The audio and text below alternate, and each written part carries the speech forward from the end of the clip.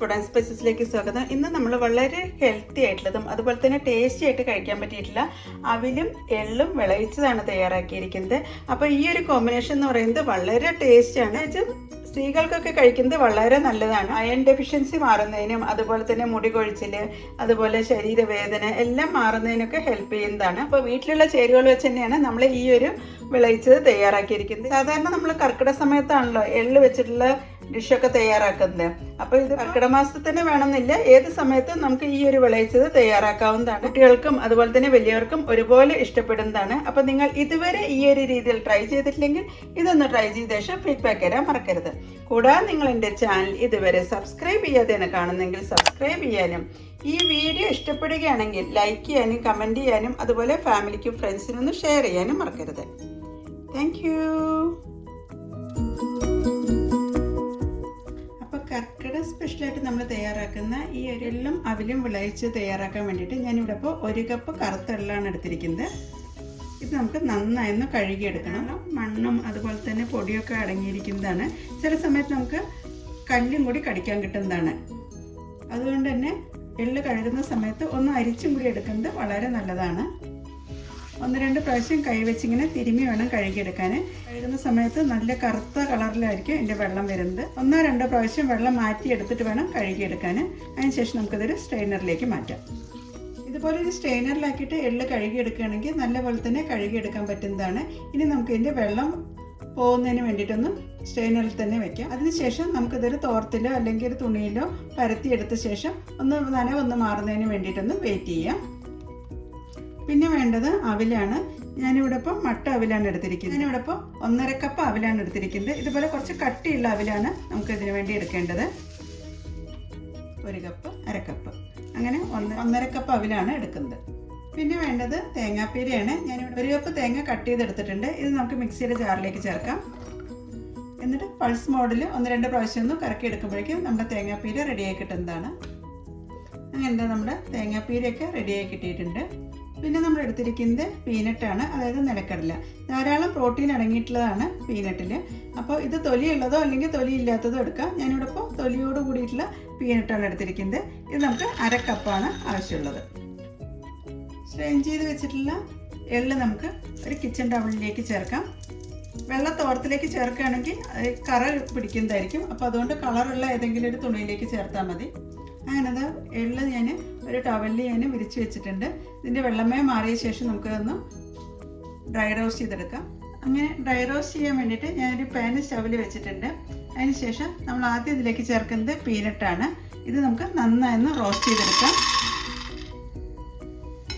പീനട്ടെല്ലാം ഒന്ന് പൊട്ടി വരുന്നവരെയാണ് റോസ്റ്റ് ചെയ്തെടുക്കേണ്ടത്. അപ്പോൾ വളരെ എളുപ്പത്തിൽ തയ്യാറാക്കാൻ പറ്റുന്നതാണ് ഈ അവിലും അതുപോലെ തന്നെ എള്ളും വിളയിച്ചത്. നമ്മൾ ഈ നിലക്കടലയും കൂടി ചേർക്കുമ്പോൾ പ്രോട്ടീൻ്റെ ഗുണം കൂടി നമുക്ക് കിട്ടുന്നതായിരിക്കും.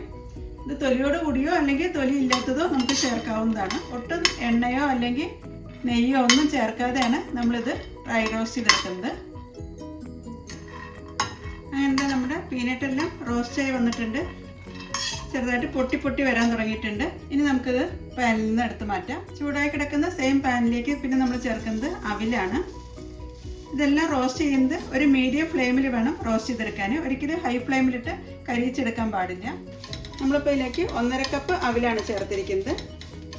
അവിലും നന്നായി റോസ്റ്റ് ആവുന്നവരെയാണ് ഇളക്കി യോജിപ്പിക്കേണ്ടത്.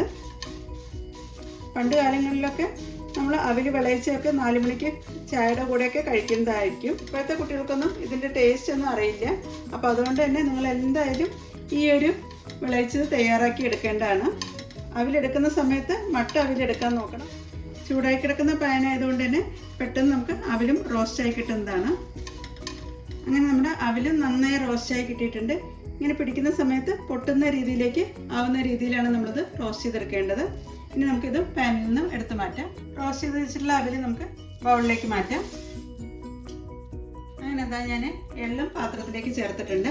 ഇനി നമുക്ക് ഇത് നന്നായി ഡ്രൈ റോസ്റ്റ് ചെയ്തെടുക്കണം.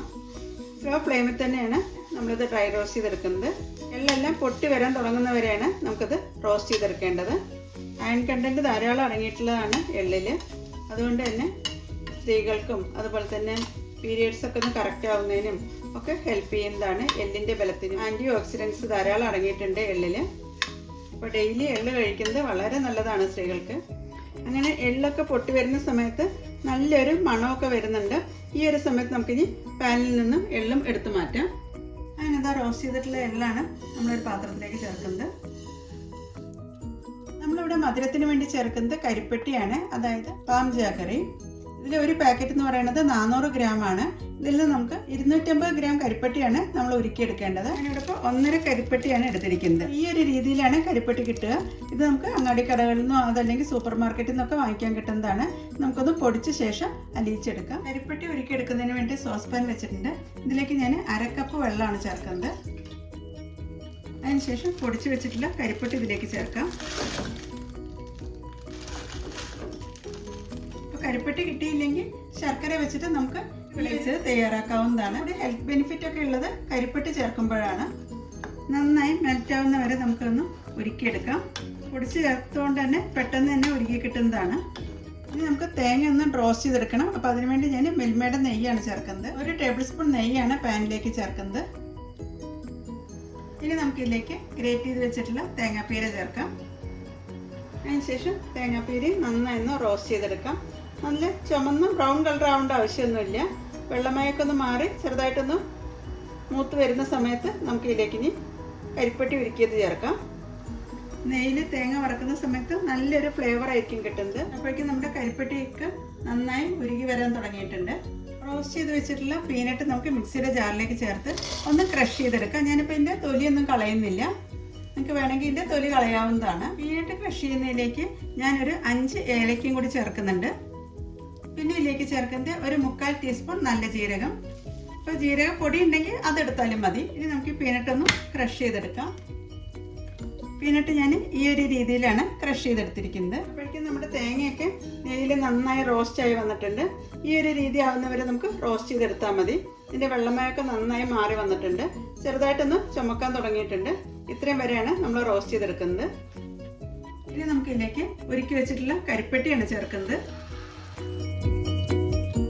കരിപ്പെട്ടിയും ചേർത്ത ശേഷം തേങ്ങാപ്പീര നന്നായി ഒന്ന് മിക്സ് ചെയ്തെടുക്കാം. ആദ്യം നമ്മൾ ഇതിലേക്ക് ചേർക്കുന്നത് റോസ്റ്റ് ചെയ്ത് വെച്ചിട്ടുള്ള അവിലാണ്. ഇതൊന്നും പൊടിക്കുന്നൊന്നുമില്ല, ജസ്റ്റ് റോസ്റ്റ് ചെയ്ത ശേഷം മിക്സ് ചെയ്തെടുക്കുകയാണ്. അതിൻ്റെ കൂടെ തന്നെ നമ്മൾ റോസ്റ്റ് ചെയ്തെടുത്തിട്ടുള്ള എള്ളാണ് ചേർക്കുന്നത്. പിന്നെ നമ്മൾ ചേർക്കുന്നത് ക്രഷ് ചെയ്ത് വെച്ചിട്ടുള്ള പീനട്ടാണ്. എന്നിട്ട് ഇതെല്ലാം കൂടി നമുക്ക് ഈ ശർക്കരപ്പാനിയിലാണ് ഇളക്കി യോജിപ്പിക്കേണ്ടത്. ശർക്കരപ്പാനി എല്ലാ ഭാഗത്തേക്കും നന്നായി മിക്സ് ആവുന്നവരെ ഇളക്കിയെടുക്കാം. ശർക്കരപ്പാനിയും അവിലും അതുപോലെ തന്നെ എള്ളും എല്ലാം നന്നായി മിക്സായി വരണം. വളരെ ഹെൽത്തി ആയിട്ടും അതുപോലെ തന്നെ ടേസ്റ്റി ആയിട്ടും കഴിക്കാൻ പറ്റുന്നതാണ് ഈ എള്ളും അവിലും വിളയിച്ചത്. നമ്മൾ ചേർത്തിരിക്കുന്ന വെള്ളമൊക്കെ കറക്റ്റ് തന്നെയാണ്. കൂടുതൽ നമുക്കത് ഡ്രൈ ആക്കി എടുക്കേണ്ട ആവശ്യമില്ല. ജസ്റ്റ് എല്ലാം ഒന്ന് മിക്സായി വരുന്നവരെയാണ് നമുക്കൊന്ന് ഇളക്കിയെടുക്കേണ്ടത്. അപ്പോൾ ഇത് കുട്ടികൾക്കും വലിയവർക്കും ഒരുപോലെ കഴിക്കാൻ പറ്റിയിട്ടുള്ളതാണ്. ഇത് വൈകുന്നേരം ചായയുടെ കൂടെയോ അതല്ലെങ്കിൽ കുട്ടികൾക്ക് സ്കൂൾ വിട്ട് വരുന്ന സമയത്തും ഒക്കെ കഴിക്കാൻ പറ്റുന്നതാണ്. കൂടുതൽ നേരം ശർക്കരപ്പാനിയിൽ കിടന്ന് വറ്റിച്ചെടുത്ത് കഴിയുമ്പോൾ അത് ഹാർഡായി വരുന്നത് കാണാം. അപ്പോൾ ഈ ഒരു രീതി ആവുന്നവരെ നമുക്ക് ഇളക്കി യോജിപ്പിച്ചാൽ മതി. ഏറ്റവും ലാസ്റ്റായിട്ട് നമ്മൾ ഇതിലേക്ക് ചേർക്കുന്നത് ചുക്കുപൊടിയാണ്. ഇത് നമുക്ക് 1 ടേബിൾ സ്പൂൺ ചേർക്കാം. അത് നന്നായി ഒന്ന് സ്പ്രെഡ് ചെയ്യാം. അതിനുശേഷം എല്ലാം കൂടി ഒന്നും കൂടി ഒന്ന് മിക്സ് ചെയ്തെടുക്കാം. അങ്ങനെ ചുക്കുപൊടിയും ചേർത്ത ശേഷം നമ്മൾ നന്നായി ഒന്ന് മിക്സ് ചെയ്ത് ചേർക്കുകയാണ്. അപ്പോൾ നല്ലൊരു ഫ്ലേവർ ആയിരിക്കും ഈ ഒരു വിളയിച്ചതിന് കിട്ടുന്നത്. വളരെ എളുപ്പത്തിൽ തയ്യാറാക്കാൻ പറ്റുന്നതാണ്. പിന്നെ നമ്മളിതൊന്നും പൊടിക്കുന്നൊന്നുമില്ല. അതുപോലെ തന്നെ നിങ്ങൾക്കിത് വേണമെങ്കിൽ മിക്സിയിലിട്ടൊന്ന് അടിച്ച ശേഷം ഉരുള പോലെ ഉരുട്ടിയെടുക്കാവുന്നതാണ്. പക്ഷെ ഞാനിപ്പോൾ അങ്ങനെയൊന്നും ചെയ്യുന്നില്ല. അതൊരു സെർവിങ് ഡിഷിലേക്കാണ് ഇനി മാറ്റുന്നത്. ഇതിപ്പോൾ പൊടിക്കൊന്നും ചെയ്യാത്തതുകൊണ്ട് തന്നെ പെട്ടെന്ന് തയ്യാറാക്കാൻ പറ്റുന്ന ഒരു ഈവനിങ് സ്നാക്കായിട്ട് കഴിക്കാം. ഈ ഒരു എള്ളും അവിലും വിളയിച്ചത് നമുക്ക് 2 ആഴ്ച വരെയൊക്കെ തന്നെ സൂക്ഷിക്കാവുന്നതാണ്. അതിൽ കൂടുതൽ വേണമെങ്കിൽ നമുക്ക് ഫ്രിഡ്ജിലേക്ക് മാറ്റാവുന്നതാണ്. അപ്പോൾ വളരെ ഹെൽത്തി ആയിട്ട് തയ്യാറാക്കാൻ പറ്റുന്ന ഈ ഒരു ഈവനിങ് സ്നാക്ക് നിങ്ങൾ ഇതുവരെ ട്രൈ ചെയ്തിട്ടില്ലെങ്കിൽ ഇതൊന്ന് ട്രൈ ചെയ്ത ശേഷം ഫീഡ്ബാക്ക് തരാൻ മറക്കരുത്. Thank you.